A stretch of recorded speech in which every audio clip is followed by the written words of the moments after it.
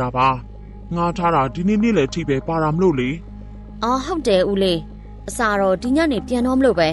ဒါပေမဲ့သမီးတို့မုံတိုင်းကြောင့်ဖီလာကိုတက်တန်းထပ်တိုးလိုက်တယ်မိုးရွာတော့လမ်းမကြောက်ရလို့ပြန်လို့မရအောင်လေအော်အေးပါသမီးကဒီဖီလာကိုတယောက်တည်းငှားထားလားမဟုတ်ပါဘူးဦးလေးအထဲမှာသမီးရဲ့တငယ်ချင်းကြောင့်နဲ့တူတူငှားထားတာပါအော်အေးပါအဲ့ဒါဆိုလဲဒီမှာကျူးဆိုင်နေကြနော်အပြင်တွေတိတ်မထွက်ကြနဲ့ဘာလို့လဲဆိုတော့ဒီနားမှာလူသေးထားတာရှိလို့ပါအဲ့ဒါကြောင့်ဦးလေးကသမီးတို့ဒီမှာစိတ်ပူလို့ပါအော်ဟုတ်ကဲ့ပါဦးလေးကျေးဇူးတက်ပါတယ်ရှင်သမီးတို့ဒီမှာကျူးဆိုင်နေပါမယ်ဒီနောက်လူကြီးလည်းထွက်သွားခဲ့ပါတယ်အဲ့ဒါနေ့ခင်ကငါတို့ရေကူးတောင်ကြည့်နေတဲ့ဦးလေးကြီးလေတကယ်တော့သူကဒီဗီလာပိုင်ရှင်ဖြစ်နေတာဟာအော် तू ကဒီဗီလာပိုင်တာကိုဒါကြောင့်မလို့စောစောတည်းက तू ငါတို့ကြည်ညာထက်နေ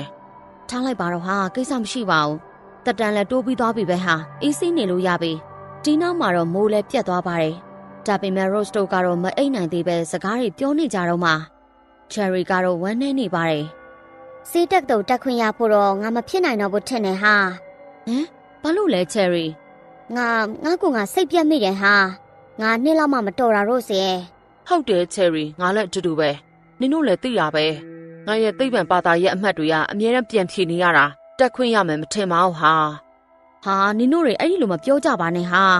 ငါတို့မှဆရာဝန်ဖြစ်ရမယ်ဆိုတဲ့အိမ်မက်တွေရှိရလေဟာမဟုတ်ဘူးဟာငါတို့အချင်းနေငါတို့သိတယ်နောက်ကျရင် Rose နင်တယောက်တည်းဆေးတက်တော့တက်ခွင့်ရရင်တော့ငါလိုက်ပြီးဝမ်းသာပေးမှာပါဟာ Cherry ကလည်းဟုတ်တယ် Rose ငါတငယ်ချင်းနဲ့တရားကိုဆရာဝန်ဖြစ်အောင်မြင်သွားတဲ့အတွက်ငါလည်းလိုက်ပြီးဝမ်းသာပေးမှာပါဟာနင်တို့ကဘာလို့အဲ့လိုပြောကြရလဲဘာပဲဖြစ်ဖြစ်ငါတို့၃ယောက်လုံးဆရာဝန်ဖြစ်မှာပါစိတ်အေးထားပါဟုတ်တယ်မလား Rose နင်စေးတက်တော့တက်ခွင့်ရပါစေလို့ငါဆုတောင်းမိပါတယ်ဟာ